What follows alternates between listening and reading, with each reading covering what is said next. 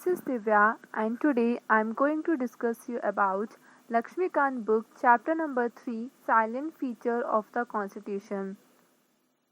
In this chapter we will deal with introduction, features of the Constitution and some of the criticism of the Constitution. Introduction. Indian Constitution is unique in its contents and spirit. जैसे कि हमने previous chapter में देखा था कि हमारा constitution को बनाने के लिए क्या डिमांड रखी गई थी, फिर उसका कंपोजिशन क्या था, उसकी वर्किंग क्या थी. इसी तरह हम इस चैप्टर में बात करेंगे इस कॉन्स्टिट्यूशन की, इसकी यूनिकनेस क्या है, मतलब इसके फीचर्स क्या हैं. इंडिया का जो कॉन्स्टिट्यूशन है वो एक्चुअली बोरो किया गया है. जितने भी कॉन्स्टिट्यूशन है वर्ल्ड के, उनमें से कुछ ना कुछ पॉइंट्स या कुछ ना कुछ प्रोविजंस, आर्टिकल्स हमने क्या किए हैं, बोरो किए हैं. The Constitution of India has several silent features that distinguish it from the Constitution of other countries. हमारा जो कॉन्स्टिट्यूशन है इंडिया का, उसको कुछ साइलेंट फीचर्स है जो इसको क्या करता है, डिफरेंट बनाता है from the constitution of other countries. जितने अदर कंट्रीज के जितने भी कॉन्स्टिट्यूशन है उससे क्या करता है, इसको थोड़ा अलग सा बनाता है. Number of original features have been undergone a substantial change on account of several amendments, particularly 74th, 42nd, 44th, 73rd, 74th and 97th amendment. क्या हुआ, स्टार्टिंग में हमारा जो बहुत सारे अमेंडमेंट किए गए थे, जैसे कि 74th अमेंडमेंट हुआ, 42nd हुआ. जो 42nd अमेंडमेंट एक्ट है इसे हम मिनी कॉन्स्टिट्यूशन एक्ट भी बोलते हैं, क्योंकि इसमें क्या हुआ, बहुत सारे चेंजेस किए गए, बहुत सारे मॉडिफिकेशन किए गए. Keshav Nanda Bharti case 1973, the Supreme Court ruled that the constitution power of Parliament under Article 368 does not enable it to alter the basic structure of the Constitution. Actually क्या हुआ, केशव नंद Bharti case में 1973 में ये right दिया गया supreme court की कि जो हमारा जो बेसिक स्ट्रक्चर है कॉन्स्टिट्यूशन का, मतलब जो उसका जो बेसिक स्ट्रक्चर है कॉन्स्टिट्यूशन को, हम उसको उसमें कोई भी अल्ट्रेशन या कोई भी मॉडिफिकेशन नहीं कर सकते. ये कहाँ मेंशन है, आर्टिकल नंबर 368 में ये चीज़ मेंशन की गई है. Salient features of the constitution. अब हमारा कॉन्स्टिट्यूशन बाकी कंट्रीज के कॉन्स्टिट्यूशन से किस तरह अलग है उसकी बात करेंगे. ये कुछ पॉइंट्स है जो ये बताता है कि नहीं, हमारा जो कॉन्स्टिट्यूशन है वो काफ़ी यूनिक है नेचर में. सबसे पहले लेंथियस्ट रिटन कॉन्स्टिट्यूशन, मतलब हमारा कॉन्स्टिट्यूशन है कि बहुत ही लेंथियस्ट है, बहुत ही बल्कि है.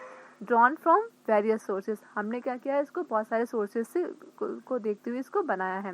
Blend of rigidity and flexibility, ये ना तो रिजिड है ज़्यादा ना ही फ्लेक्सिबल है. फेडरल सिस्टम विथ यूनिटरी बायस, मतलब फेडरल ड्यूअल सिस्टम होने के साथ भी मतलब जो यूनियन गवर्नमेंट है इसको ज़्यादा इंपॉर्टेंस दी गई है. पार्लियामेंट्री फॉर्म ऑफ गवर्नमेंट, हमारे इंडिया में क्या है, पार्लियामेंट्री फॉर्म ऑफ गवर्नमेंट है. Synthesis of parliamentary sovereignty and judicial supremacy, मतलब क्या है, हमने जुडिशियल पावर्स को सुप्रीम माना है.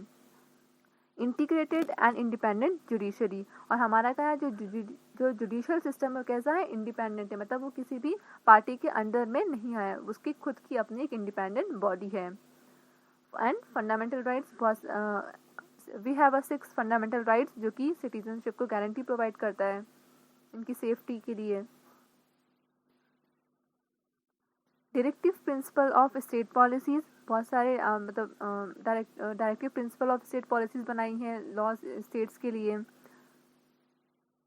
Fundamental duties, a secular state, universal adult franchise, independent bodies, emergency provision and 3-tier government. Lengthiest written constitution, actually क्या है, हमारा जो कॉन्स्टिट्यूशन है ना वो सबसे बल्कि है नेचर में. जैसे कि हम किसी भी कॉन्स्टिट्यूशन को 2 पार्ट्स में डिवाइड कर सकते हैं, या तो वो रिटन हो सकता है किसी भी कंट्री का जो कॉन्स्टिट्यूशन है, या तो वो रिटन होगा या क्या होगा, अनरिटन होगा. जो अमेरिकन कॉन्स्टिट्यूशन है वो कैसा है, रिटन. तो हमने क्या किया, अमेरिकन से ये चीज़ अडॉप्ट की है कि इंडिया का भी कॉन्स्टिट्यूशन कैसा होना चाहिए, रिटन फॉर्म में होना चाहिए एंड अनरिटन. लेकिन ब्रिटिश का कॉन्स्टिट्यूशन कैसा है, अनरिटन है. Indian Constitution is lengthiest of all the written constitution of the world because it is a very comprehensive, elaborate and detailed document. जो इंडिया का कॉन्स्टिट्यूशन है हमारा वो बहुत ही लेंथीएस्ट है जितने भी रिटन कॉन्स्टिट्यूशन है, मतलब जितने भी रिटन कॉन्स्टिट्यूशन है उसमें से भी इंडिया का जो कॉन्स्टिट्यूशन है बहुत ही क्या है, लेंथीएस्ट है वर्ल्ड में। क्यों ऐसा क्यों है? क्योंकि हमने क्या किया, उसमें हर एक चीज़ को एकदम डिटेल और इलोबरेट करके मेंशन की है। Originally 1949, the Constitution contained a preamble, 395 articles divided into 22 parts and 8 schedule। Starting में क्या था, ये जो हमारा कॉन्स्टिट्यूशन संविधान है, इसमें क्या था, एक प्रियम्बल था, 395 आर्टिकल्स थे जो 22 पार्ट्स में क्या थे, डिवाइड थे, और 8 शेड्यूल्ड है। लेकिन बहुत सारे अमेंडमेंट्स किए गए, बहुत सारे नए आर्टिकल्स ऐड हुए, बहुत सारे डिलीट भी किए गए। तो अब एट प्रेजेंट अभी हमारे पास क्या है, एक प्रियम्बल है। अब आर्टिकल एटमोस्ट 465 आर्टिकल्स हैं जो कि 25 पार्ट्स में डिवाइड हो चुके हैं, और अब 8 की बजाय 12 शेड्यूल्स हैं। No other constitution in the world has so many articles and schedules. Even country में, मतलब वर्ल्ड में कोई भी कंट्री नहीं होगी जिसके कॉन्स्टिट्यूशन में इतने सारे आर्टिकल्स या शेड्यूल्स होंगे। Second, drawn from various sources. हमने इसको क्या किया है, बहुत सारे सोर्सेज से बोरो किया है। borrowed most of its provision from the constitution of various other countries as well as from the Government of India Act of 1935। Actually government of India act of 1935 में कुछ रूल्स बनाए गए थे जो कि क्या किया हमने, उसको भी क्या किया है, अडॉप्ट किया है अपने इस कॉन्स्टिट्यूशन में। और बहुत सारे कंट्रीज़ के भी कॉन्स्टिट्यूशन को हमने, उनके जो फीचर्स हैं उसको हमने इसमें अडॉप्ट किया है। लाइक हमारा जो कॉन्स्टिट्यूशन है वो 3 पार्ट्स में डिवाइड है, structural part, philosophical part and political part. So जिसका स्ट्रक्चरल पार्ट है वो हमने कहाँ से बोरो किया है, वो बोरो किया है government of Indian act of 1935 से। फिलोसॉफिकल पार्ट्स में क्या आता है, लाइक फंडामेंटल राइट्स क्या होंगे, ड्यूटीज़ क्या होगी, तो ये सब हमने कहाँ से बोरो किया है, अमेरिकन एंड आयरिश कॉन्स्टिट्यूशन से। देन पॉलिटिकल पार्ट, मतलब कि पार्लियामेंट्री सिस्टम कैसा होना चाहिए, ये हमने कहाँ से बोरो किया है, ब्रिटिश कॉन्स्टिट्यूशन से। Other provision borrowed from Canada, Australia, Germany, Russia, France, south Africa, Japan and so on.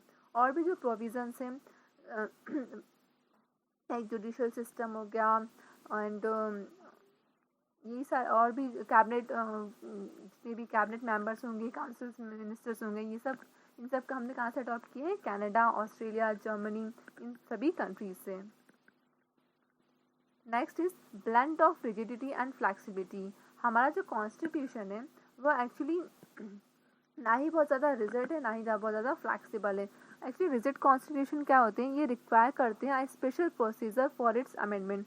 अगर कोई कॉन्स्टिट्यूशन है, अगर वो रिजिड है, तो अगर उसमें कोई भी हमें अमेंडमेंट करना है, कोई भी चेंज लाना है या कोई भी लॉ लाना है, तो उसके लिए जो प्रोसीजर होगा वो बहुत ही, मतलब उसके लिए बहुत ज़्यादा आपको एक स्पेशल प्रोसीजर की रिक्वायरमेंट होगी उसको अमेंड करने के लिए।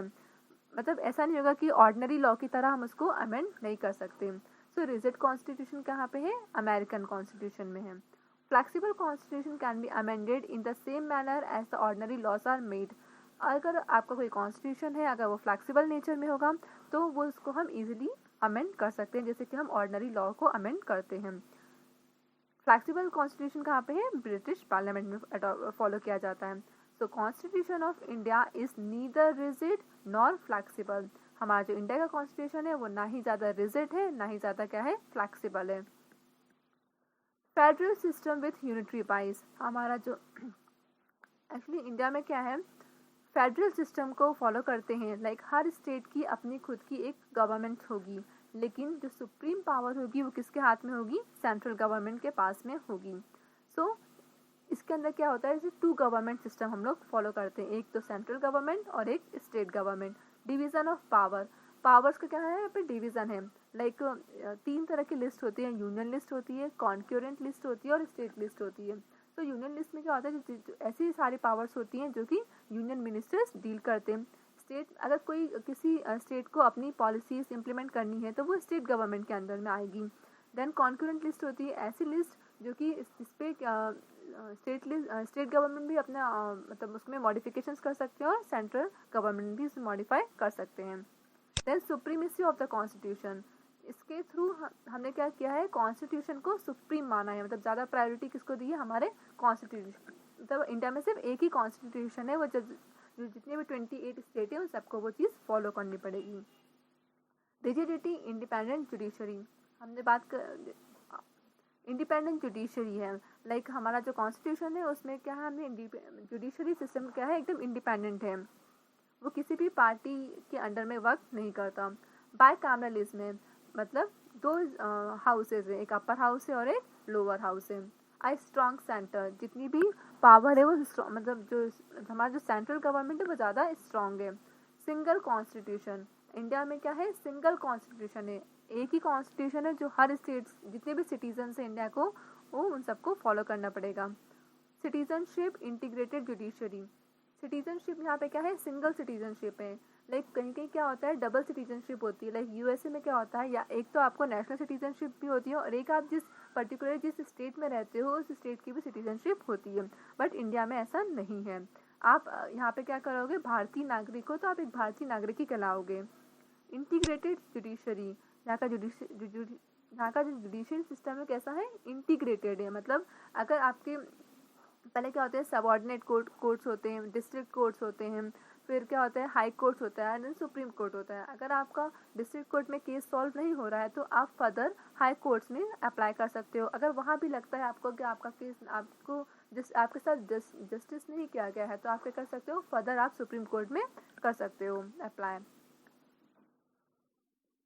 एंड आर्टिकल 1 क्या बताता है कि यूनियन ऑफ स्टेट्स, हमारा जो हमारा ये कंट्री है वो कैसा, union of states, small small state से मिलकर क्या है, बना हुआ है। Next, parliamentary form of government, हमने क्या ऑप्ट किया है, British parliamentary system of government. यहाँ पे क्या है, parliamentary form of system of government, एक पीएम होंगे और एक प्रेसिडेंट होंगे। Parliamentary system of government is based on the principle of cooperation and coordination between the legislative and executive organs। Actually क्या होता है पार्लियामेंट्री सिस्टम में, इसमें हम क्या करते हैं, कॉपरेशन कोऑर्डिनेट करके चलते हैं, लेजिस्लेटिव को भी एग्जीक्यूटिव को भी। जैसे कि लोकसभा एंड राज्यसभा है, तो लोकसभा के थ्रू क्या होता है कि हम अपने पीएम को इलेक्ट करते हैं, तो वहाँ पे क्या होता है, सारे जो बिल्स हैं वो सब क्या होते हैं, लेजिस्लेट किए जाते हैं, बनाए जाते हैं, और फाइनल डिसीजन किसका होता है, जो एग्जीक्यूटिव होता है, जो प्रेसिडेंट होता है, वो उस जितने भी बिल्स जो पास किए जाते हैं उनमें क्या करता है, अपने एट द एंड वो सिग्नेचर करता है। तो यहाँ पे क्या होता है, बैलेंस रहता है लेजिस्लेटिव के बीच में भी और एग्जीक्यूटिव ऑर्गन्स के बीच में भी। While presidential system is based on the doctrine of separation of power between the two organs, लेकिन प्रेसिडेंशियल सिस्टम में ऐसा नहीं होता है, वहाँ क्या होता है, दोनों पावर्स के बीच में सेपरेशन होता है, मतलब दोनों अलग अलग बॉडीज होती हैं। Also known as Westminster model of government, और इससे पार्लियामेंट्री फॉर्म ऑफ गवर्नमेंट को हम लोग क्या बोलते हैं, वेस्टमिंस्टर मॉडल ऑफ गवर्नमेंट भी बोलते हैं। The feature of parliamentary government in India are presence of nominal and real executive, यहाँ पे क्या होती है, किसकी प्रेजेंस होती है, नॉमिनल एंड रियल एग्जीक्यूटिव, मतलब प्राइम मिनिस्टर होता है। Majority party rule, and election के टाइम पे जो पार्टी को मेजोरिटी नंबर ऑफ वोट्स मिलते हैं वही पार्टी क्या करती है, रूल करती है।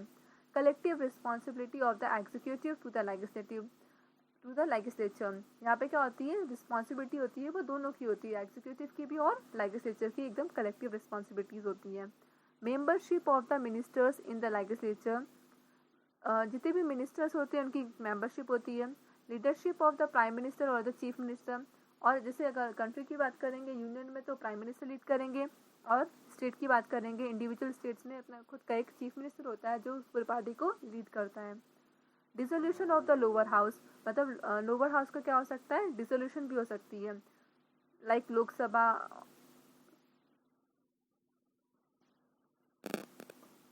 Fundamental rights, part 3 of the Indian constitution guarantee 6 fundamental rights to all citizen, जो पार्ट 3 है, जो कि magna carta of Indian constitution है जिसे बोलते हैं, वो 6 फंडामेंटल राइट्स को प्रोवाइड करता है। पहला राइट है राइट टू इक्वालिटी, मतलब सबको इक्वालिटी का राइट है, मतलब इसके में फर्दर और भी राइट्स आते हैं जो हम नेक्स्ट वीडियोस में पढ़ेंगे। आर्टिकल नंबर 14 से 18 तक आते हैं। Then right to freedom, article number 19 to 22, right against exploitation, article number 23 to 24, right to freedom of religion, article number 25, 28, cultural and educational right, article number 25 to 28, right to constitutional remedies, article number 32। Fundamental rights के बारे में हम हमारे जो next chapter है उसमें अच्छे से बात करेंगे। Directive principles of state policy. According to Dr. B.R. Ambedkar, the directive principle of state policy is a novel feature of the Indian Constitution. Doctor B R Ambedkar ji ने कहा है कि जो directive principle of state policy है वो क्या है, एक नोवेल फीचर है, मतलब इंडियन कॉन्स्टिट्यूशन का एक नोवेल पार्ट है directive principle of state policy. They are enumerated in part 4 of the Indian constitution. और ये पार्ट हमारे टोटल कितने पार्ट है, 25 पार्ट है। इनमें जो पार्ट 4 है वो किससे डील करता है, directive principle of state policy. They can be classified into 3 categories. And ये कितने पार्ट्स में डिवाइड है, 3 कैटेगरीज में डिवाइड है, सोशलिस्टिक, गांधीयन, लिबरल, इंटेलेक्चुअल। पहला क्या है, सोशलिस्टिक है, दूसरा गांधीयन है, तीसरा liberal intellectual. Fundamental duties, these were added during the operation of internal emergency 1975-77 by the 42nd Constitutional Amendment Act of 1976 on the recommendation of the स्वर्ण Singh committee. क्या हुआ था, स्वर्ण सिंह कमेटी बनाई गई थी जिसमें क्या बताया, स्टार्टिंग में जब हमारा कॉन्स्टिट्यूशन बना था तो उसमें फंडामेंटल ड्यूटीज़ की बात नहीं की गई थी, लेकिन जब इंटरनल एमरजेंसी लगाई गई थी इंदिरा गांधी जी के टाइम पे ड्यूरिंग 1975 टू 1977, तो उसमें क्या हुआ था, 42nd कॉन्स्टिट्यूशनल अमेंडमेंट किया गया था 1976 में, जिसमें स्वर्ण सिंह कमेटी बनाई गई थी। उन्होंने रिकमेंड किया था कि इंडिया में एक फंडामेंटल ड्यूटीज़ भी होनी चाहिए। So the part 4 of the Indian constitution which consists of only one article 51A specifies the 11 fundamental duties। तो जो पार्ट 4 हमारा जो कॉन्स्टिट्यूशन है जो कि किससे डील करता है, directive principles of state policy से डील करता है, उसमें सिर्फ एक आर्टिकल नंबर 51A भी बनाया, मतलब इस 1976 में 42nd कॉन्स्टिट्यूशन अमेंडमेंट के थ्रू एक अलग से आर्टिकल 51A का इंट्रोडक्शन किया गया था, जिसमें जितने भी 11 फंडामेंटल ड्यूटीज है उसकी इम्प्लीमेंट किया गया था। Secular state. The term secular was added to the preamble by 42nd Constitutional Amendment Act 1976। ये जो सेक्युलर टर्म है ये प्रियम्बल में स्टार्टिंग में नहीं था, ये बाद में जब 42nd कॉन्स्टिट्यूशन अमेंडमेंट एक्ट किया गया था 1976 में, तब ये टर्म क्या हुआ था, उस प्रियम्बल में ऐड किया गया था। Preamble secures to all citizens of India liberty of belief, faith and worship. ये जो प्रियम्बल है वो क्या है, यही जो प्रियम्बल है वो क्या सिक्योर करता है, जितने भी सिटीजन्स हैं उनको राइट है कि वो अपने किसी भी रिलीजन को क्या कर सकते हैं, इसको वर्शिप कर सकते हैं, मतलब अपने किसी भी कल्चर को फॉलो कर सकते हैं। State shall not discriminate against any citizen on ground of religion. और जो स्टेट है वो किसी भी सिटीजन को के साथ मतलब डिस्क्रिमिनेट नहीं करेगा अगर वो अपने रिलीजन को फॉलो करते हैं। लाइक हमारे इंडिया में क्या है, मतलब डाइवर्सिटी नेचर के लोग रहते हैं। तो यहाँ पे जैसे महाराष्ट्र में क्या है, मराठी स्पीकिंग पीपल है, बट वहाँ पे उनके अलावा और कोई कम्युनिटी अगर रहना चाहती है, अगर वो मराठी नहीं बोलना चाहती है तो वो वहाँ पे रह सकते हैं। उनके साथ कोई भी डिस्क्रिमिनेशन नहीं किया जाएगा उनके एम्प्लॉयमेंट में या उनके एजुकेशन में। Equal opportunity in matter of public employment, and जितने भी सिटीजन हैं इंडिया के उन सबको इक्वल अपॉर्चुनिटी दी जाएगी in matter of public employment. All minorities shall have the right to establish and administer educational institution of their choice. And जितने भी माइनॉरिटीज ग्रुप हैं जो backward classes like ST, SC से OBCs हैं, उनके पास ये राइट है कि वो अपना खुद का एक एजुकेशनल इंस्टीट्यूशन मतलब अपने चॉइस से दे सकते हैं। Universal adult franchise. Indian Constitution adopts universal adult franchise as a basis of election to the Lok Sabha and the State Legislative Assembly। हमारा जो कॉन्स्टिट्यूशन है एक्चुअली उसमें क्या हमने क्या अडॉप्ट किया है, यूनिवर्सल एडल्ट फ्रेंचाइज, सबको राइट अपना रिप्रेजेंटेटिव चुनने का हक दिया गया है। इन द लोकसभा जिसके थ्रू हम PM को चुनते हैं, एंड स्टेट लेजिस्लेटिव असेंबलीज मतलब जिसमें हम चीफ मिनिस्टर्स को इलेक्ट करते हैं। Every citizen who is not less than 18 years of age has a right to vote without discrimination of caste, race, religion, sex, literacy, wealth and so on। जितनी भी citizen हैं India के जिनकी as 18 या above 18 years है, उनको ये right है कि वो अपना कैंडिडेट चुन सकते हैं। उनके साथ कोई भी डिस्क्रिमिनेशन नहीं होगा उनकी कास्ट को लेके, उनकी रेस को लेके, रिलीजन, उनके जेंडर को लेके या उनकी लिटरेसी को लेके या उनकी वेल्थ को लेके, मतलब सबको इक्वली राइट है कि वो अपना रिप्रेजेंटेटिव को वोट दे सकते हैं। Voting age was reduced to 18 years from 21 year in 1989 by the 61st Constitutional Amendment Act of 1988। और ये जो वोटिंग एज है वो हमने कब रिड्यूस ये एक्चुअली पहले कितने साल, मोर 21 एंड अबव 21 ईयर्स के लोगों को ही ये राइट था 1989 तक कि वो वोट दे सकते हैं, लेकिन बाद में 61st कॉन्स्टिट्यूशनल अमेंडमेंट एक्ट आया 1988 में। इसमें ये जो वोटिंग एज की इसकी जो एज है वो क्या कर दी गई, रिड्यूस कर गई।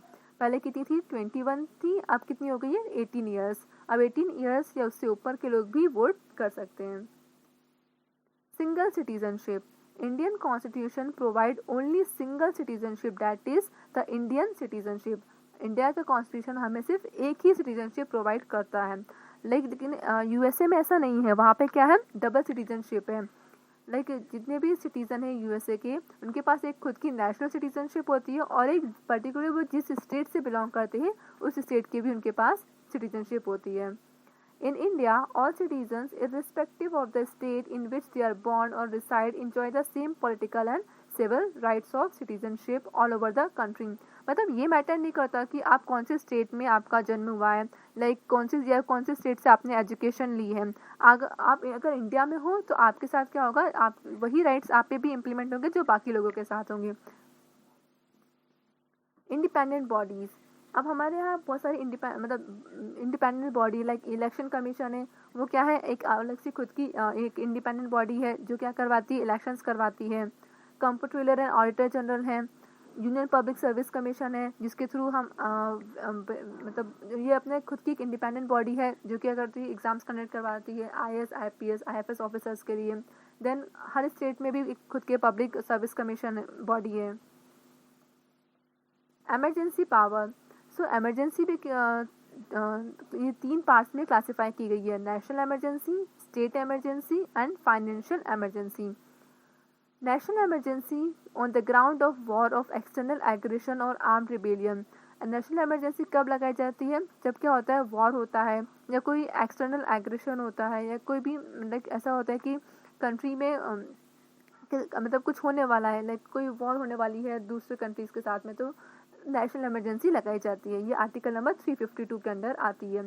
स्टेट इमरजेंसी मतलब इसको प्रेसिडेंट रूल भी बोल सकते हैं। On the ground of failure of constitutional machinery in the state, अगर स्टेट में कोई भी एक जो पार्टी है वो रूल नहीं कर पा रही तो वहाँ पे क्या कर सकते हैं, प्रेसिडेंट वहाँ पे फिर एक्टिंग बॉडी हो जाता है, सो इसे बोलते हैं स्टेट इमरजेंसी, आर्टिकल नंबर 356। और failure to comply with the direction of the centre, या तो ऐसा कोई पार्टी है जो कि जो सेंटर के अगेंस्ट में या कुछ रूल्स वगैरह वो इम्प्लीमेंट कर रही है तो वो भी क्या हो जाती है, वहाँ भी फिर प्रेसिडेंट रूल लगा दिया जाता है, आर्टिकल नंबर 365 के अंदर। Third is financial emergency on the ground of threat to the financial stability और क्रेडिट ऑफ इंडिया। अगर ऐसा लगता है कि नहीं इंडिया में एक फाइनेंशियली क्राइसिस होने वाले हैं तो हम क्या कर सकते हैं, फाइनेंशियल इमरजेंसी भी लगाते हैं, लेकिन अभी तक ऐसा नहीं हुआ है। ये आर्टिकल नंबर 360 के अंदर आता है। 3-tier government, 73rd and 74th Constitutional Amendment Act 1992 have added a third tier of government। Actually पहले क्या था, 2 टीयर की गवर्नमेंट होती थी, लेकिन बाद में 73rd and 74th constitutional amendment act आया जिसने क्या किया, एक नया टियर ऑफ गवर्नमेंट को ऐड किया, that is local government, which is not found in any constitution of the world में जितनी भी कॉन्स्टिट्यूशन है वहाँ पे ये मतलब नहीं मिलते हमें, ये सिर्फ इंडियन कॉन्स्टिट्यूशन में ही है। इसीलिए क्या बोलते हैं कि इंडिया का कॉन्स्टिट्यूशन बहुत ही यूनिक है अपने नेचर में। 73rd Amendment Act of 1992 gave constitutional recognition to the panchayat. 73rd Amendment Act 1992 ने क्या किया, एक कॉन्स्टिट्यूशनल रिकोगनीशन दिया पंचायत को, मतलब rural local government, by adding a new part, हम एक नया पार्ट ऐड किया गया 9th, एंड एक नया शेड्यूल ऐड किया गया। पहले क्या थे 8 शेड्यूल थे, उसके बाद फिर 10th शेड्यूल भी आया, उसके बाद आया 11th शेड्यूल जिसमें हमने पंचायती राज सिस्टम को ऐड किया। सेम उसी तरह 74th अमेंडमेंट एक्ट किया गया जिसमें हमने म्यूनसिपैलिटीज़ को ऐड किया, तो इसलिए एक नया पार्ट आया 9A और एक नया शेड्यूल बना 12 शेड्यूल। सो ये तो बात हो गई फीचर्स की। अब जब क्या हुआ बाद में इसको हमारा जो कॉन्स्टिट्यूशन उसको कुछ लोगों ने क्रिटिसाइज भी किया, उनको ये मतलब जो ये फीचर्स थे वो पसंद नहीं आए। उन्होंने क्या बोला, अब बोरोड कॉन्स्टिट्यूशन, उनका ये मानना था कि हमने इसमें अपने आइडियाज़ तो ये लाए ही नहीं, हमने क्या किया बस इसको बोरो मतलब हर मतलब कॉपी पेस्ट कर दिया है। Second, carbon copy of the 1935 act, government of India act बनाया गया था ब्रिटिशर्स के द्वारा 1935 में।